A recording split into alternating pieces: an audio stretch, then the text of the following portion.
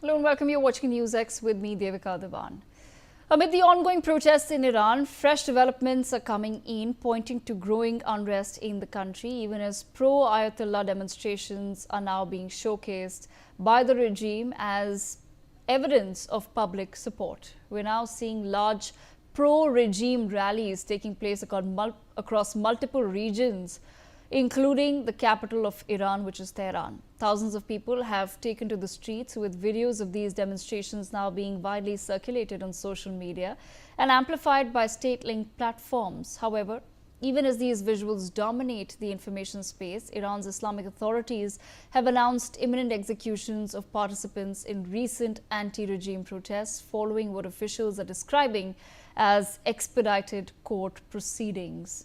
This is all happening, remember, in a complete nationwide blackout of the internet. According to state-linked statements, the first group of convicted ringleaders of unrest is set to be executed on Wednesday morning. Amongst those sentenced to death is 26-year-old protester Irfan Soltani, whose execution is scheduled for the 14th of January 2026, just days after his arrest during the protests. Human rights organizations are saying that Soltani's family was informed of the death sentence on the 11th of January and was granted only a 10-minute final visit, raising serious concerns over due process and signaling what rights groups could have been warning and have been warning that this is the start of another broader crackdown. This, of course, happens amidst growing pressure from the United States of America as well as European countries that are continuously threatening Iran of intervening if this continues. Joining me on the broadcast, Major General Dhruv Katot, Senior Defense Expert and Director of the India Foundation, and also I have with me Mr. Raymond Vickery, former U.S. Assistant Secretary of Commerce, joining me from Washington, and Ambassador Bhaswati Mukherjee, former diplomat, will be joining us shortly as well. Let me begin this conversation with Mr. Raymond Vickery. Mr. Vickery, the U.S. president has now threatened very strong military action if this crackdown continues. We're being told that senior U.S. officials are reportedly being briefed this week on potential response options. I have to understand from you, while I am not a supporter of an oppressive regime in Iran, but what exactly happened to the U.S. minding its own business and not getting involved in or starting wars? Well, thanks very much for having me and allowing me to comment on this. And I think you're absolutely right. President Trump got elected for his 2.0 on a platform that basically he was going to be a president of peace, that he was not going to involve the U.S. In matters where there wasn't a direct interest of the United States. And of course, he's done exactly the opposite. What he has done is a throwback to the 19th century in terms of empire and empire building.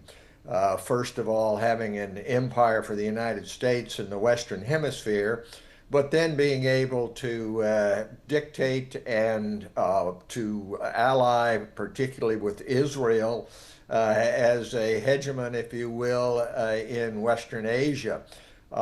This is very unfortunate. You know, the idea should be to wage peace like you wage war. To have a strategy based upon principles, particularly those of human rights and democracy, to have partners involved so that the outcome is not just a transaction like a real estate deal, but is actually a relationship building which provides for peace and stability going forward. Unfortunately, President Trump and his administration do not subscribe to this. They subscribe to a might is right. Let Russia control in Europe, perhaps China in Asia, Israel in Western Asia. So this has not been thought through. There are very real implications for India, of course, not only in terms of Port of Chabahar, in terms of what happens with petroleum, but more broadly, what happens in regard to peace and stability building with Pakistan and the Islamic world. These aspects of it, I'm sure, are beyond our president, and it's time for other great democracies like India and Western Europe, Japan, Australia, to have a coalition of the willing to try to get us back to some sense of normalcy in regard to this area of the world. All right, Mr. Vikri, stay on with me. Then on that note, let me also bring in Ambassador Bhaswati Mukherjee. Ambassador Mukherjee, I want to understand from you, man, what does the world really need to watch out for as we're watching now this new crisis escalating in the Middle East, specifically in Iran? What do we need to watch out for, ma'am? Well, we need to watch out for it not disintegrating to a situation where a region which is not far from India descends into a civil war, which would be aggravated by external pressure or efforts to bring back the son of the Shah of Iran, who was obliged to flee, and he went from place to place, and it was ironical that the Americans never gave him any exile, although he was completely committed to an American agenda.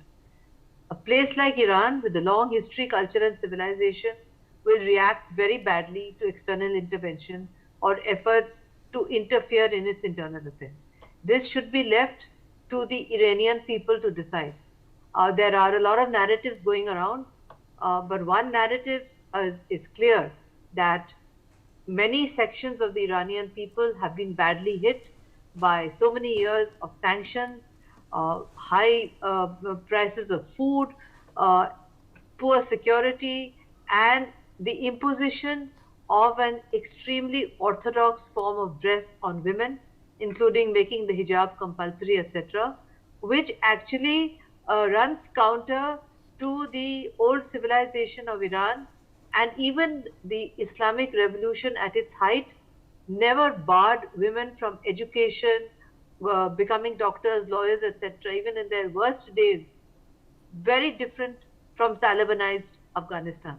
So we have to watch, but I have to acknowledge that it seems to be actually disintegrating fast, in which case, if the security forces respond with force and a lot of civilians are killed, things will become worse, in my opinion. If the so-called reform-minded president is able to control the security forces and address some of these grievances which have been neglected for too long, then perhaps there is a way out. Otherwise, I see a collapse in a very important part of the Middle East. And then if you look closely at the map, you would see there are too many places of instability in the Middle East, which is leading us inexorably into a kind of a global conflict around the area. Not good for India, because we have a historical connect with Iran, we have a civilizational connect with Iran, and on top of that, we have many, many Indians working in Iran, living there, etc. There's also the whole worry about how to get our Indians back. So it's not a good situation. It's not looking good to me at all. Okay, Ambassador Mukherjee, Major Dhruv, before I bring you in, Ambassador Mukherjee, I just want to understand from you as well, ma'am. I am not really a supporter of an oppressive regime in Iran, and you've just put out in very clear details what the Iranian regime under Khomeini has been up to. However, ma'am, but these protests soon after the US strike on Iran's nuclear facilities, do they somewhere indicate that maybe this anti-government protest was not possibly organic? That is what some sections are saying. And if you remember, there have been many protests earlier, which have been put down with brute force, including on the whole hijab issue. Let's look at this situation in its context. The pre-revolutionary Iran had a completely different dress style, lifestyle for women, which disappeared. But even 6 months ago, if you went to Iran, you would see the Iranian women would wear the hijab outside the house, but inside the house, it's totally different from Talibanized Afghanistan. These are very different people. So the point here is that I don't think that these mass protests are due to the hijab issue, which was put down with brute force. It appears to me to be an attempt to bring the regime down because of the water crisis in Tehran, the rising food prices, the inflation issue, which does not appear to have been tackled from day one by the government. On the other hand, there is also talk that just like the Zenex movement in Nepal, which caved in after 2-3 days, this could be manufactured from outside because the Shah of Iran's son, who I must say looks exactly like him. It's amazing how much he looks like him. He has no foothold in Iran. Yes. So the Western media, which are putting out these romantic stories, I'm actually quite surprised at the Western media. They're talking about him as a national hero, as somebody who's orchestrating it. He's talking very big about he's looking forward to coming back. I would, if I were his advisor, I would tell him, don't even think of coming back. Okay. They'll kill you at the airport. There are very strong feelings till today in Iran about how the Shah of Iran in this last decade behaved. It was atrocious. And they said that he was a CIA agent. So these kind of things are not forgotten. Iranians, like Indians, have very long historical memories. That is why I'm saying that my advice to the Western intelligence agencies who are up to it, I'm told, up to the neck, and President Trump making threatening noises that he's going to intervene, etc. I hope his advisors tell him that if he intervenes in too many situations, the Americans will get bogged down, Yes. as they did in Vietnam and Afghanistan. This was a president who came in saying he's going to take America out of war, he's going to end conflict, but he's actually ended up like a real warmonger. So we should actually establish a Nobel Prize for warmongers. He would get that much easier than the Nobel Peace Prize, in my opinion. Okay. But in my opinion, the regime needs to get the situation under control in the next 7 days. Otherwise, there will be huge bloodshed. And if they use brute force on the civilians, then there could be airstrikes from the Americans. I don't think the Israelis would do it except give a supporting role. I am told actually that the strikes would come from the Iran-Pakistan border and that there have been talks about American military forces roaming around that area. It can be seen through satellites also. If the Pakistanis are foolish enough under this so-called field marshal who's so close to Trump as to give Pakistani territory for an invasion of another Islamic country, Iran, Yes. that would be the greatest strategic error that this field marshal would be committing. It would also prove that you can call yourself a field marshal, but if you don't have any strategic or military sense and you're ready to sell your country's critical metals to President Trump, just like as if you are a shopkeeper, this is bound to happen. Okay. And if it happens, you will see what an impact it will have on Islamic public opinion all over that region. If Pakistan facilitates American strikes on its neighbor Iran, Okay. it's Shiite neighbor Iran, but Muslim all the same. Though they don't regard them as proper Muslims, they're Muslim all the same. There would be implications for Pakistan if they did that. Okay. On that note, I want to bring in Major Dhruv Katoch. Major Dhruv Katoch, the reason why I asked that question really was, sir, in your assessment, is the US along with Israel or certain European allies really in a position to start a war with Iran in case there is something that is not entirely organic about the situation in Iran currently? As Ambassador Baswati also pointed out, that there have been protests in Iran previously, and we've extensively covered the anti-hijab protests as well. But none of them resulted in a regime change. if the end goal here is some sort of a regime change, firstly, I want to understand from you, is the US currently in a position to start a war with Iran, which is a nuclear powered nation? Thank you, Devika. I won't be surprised if the Americans actually go in and attack, though I don't think that step would be advisable. For a very simple reason, if you attack the Iranian people, the very protesters which are protesting against the government will actually go with the government. That is the first fundamental point. The protesters will back their government if they are attacked externally. My personal view is this is, this Islamic, the Khomeini and his gang, they need to go. That is the bottom line. They need to go. But it is the people of Iran who should send them out and not the Americans or the Israelis. Now, if that sort of a situation comes and the present Prime Minister takes over or some other establishment comes in, I think that will be all to the good. If by any chance a regime change takes place and you get the son of the Shah back to Iran, I think that will be a blunder of colossal proportions. We have had people who have visited Iran just a few months back. The women's issue is really on the backstage now, or the hijab issues, etc., etc.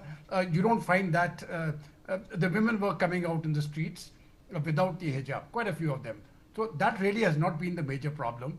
It is an economic crisis which has been triggered by very wrong policies followed by the present establishment. And I think the present establishment is accountable for what has happened. In my view, Khomeini has to go. A new government has to come in, but it should not be forced from external agencies. It'll not work well. There's one point, what Mr. Raymond Vikri said, I totally agree with him. And same goes with Ambassador Mukherjee. But there's one point I wish to further emphasize is Pakistan's role in this. Because should the Americans come in to attack, they will use Pakistani bases. And Pakistan will be prepared to give them those the military bases to operate as well as the airspace to operate. How that works out, I'm not very sure. I don't think it will be to the advantage of the people of Pakistan. It will certainly benefit the field marshal. He's got total power at the moment. The political authority doesn't really count. But I think the situation is very tense as far as Iran is concerned. For India, the biggest implication is energy.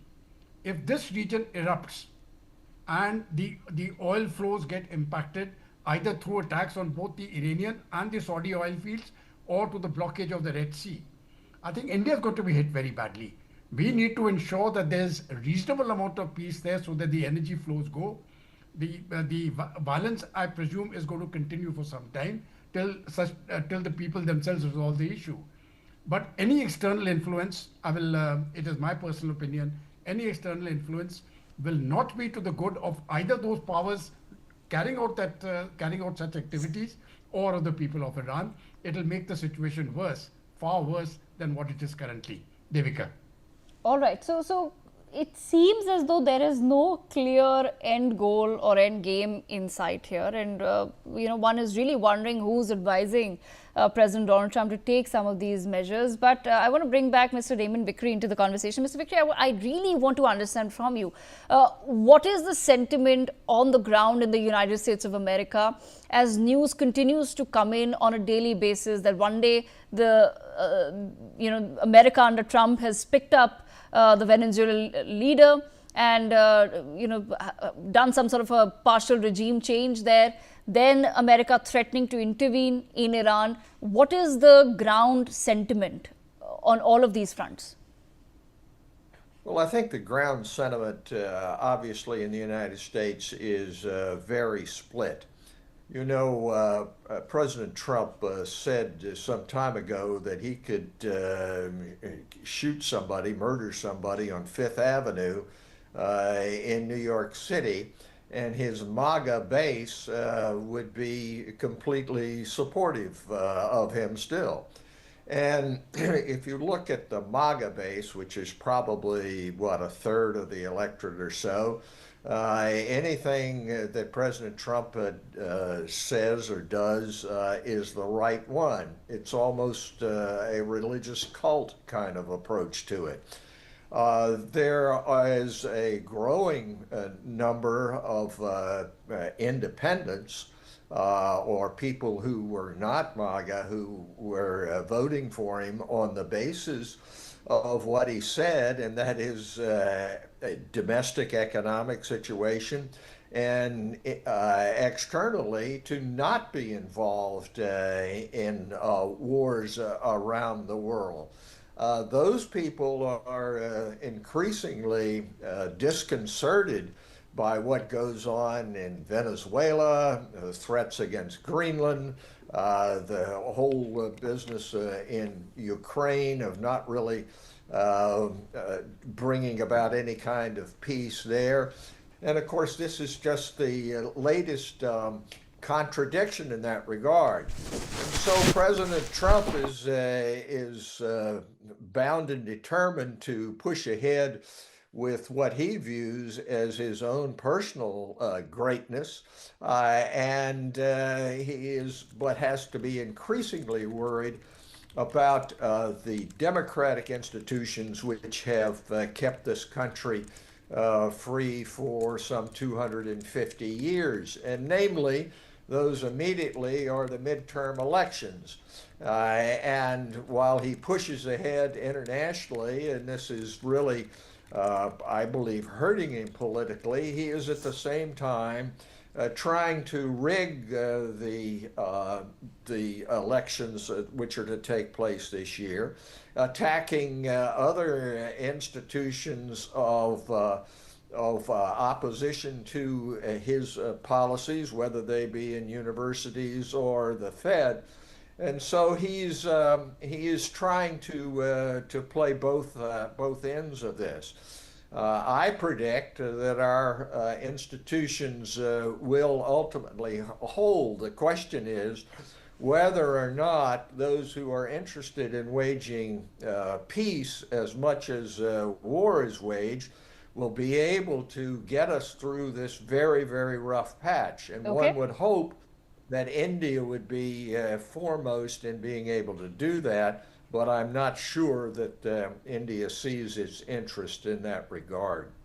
Right, absolutely. No, that's a fair point there. I want to leave the last word with Major General Dhruv Katoch. Major General Katoch, I also want to understand from you, keeping India's involvement aside, there is, of course, once again, the European Union, obvious ally of the US, that is talking about announcing new and more severe sanctions against Iran in response to its oppression of the protesters. But to what extent, in your assessment, sir, is the EU really interested in now engaging with some of these wars that the US seems to want to start? Very frankly, I think the EU is already in serious trouble in its support in Ukraine. And I see no reason why they should get involved in getting further sanctions onto Iran. You know, the whole point is it's not going to work. The best thing is to let the Iranian people be. And I've met, I keep meeting them off and on. They have the requisite genius to throw out the present leadership. And I'm quite certain if you leave it to the Iranians, the Ayatollah will go out sooner rather than later. But if there is foreign interference, for whatever reasons, once foreign interference comes in, that is the most uniting factor for any country. I think this is the lesson which is so prevalent all across the world, that when a nation is under attack from external forces, they leave aside their differences and they unite.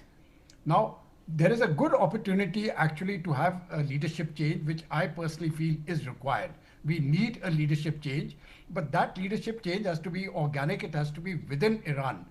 And the Shah's son is certainly not a person who should come back. He has got absolutely no standing in Iran. So that is the wrong choice.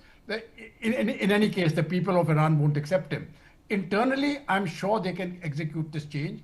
I do hope the sooner that happens, the better, without external influence.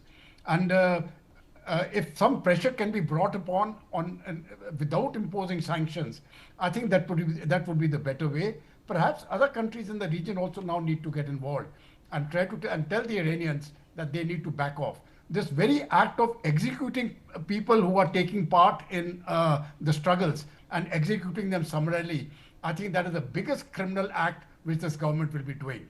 And they have to be held liable.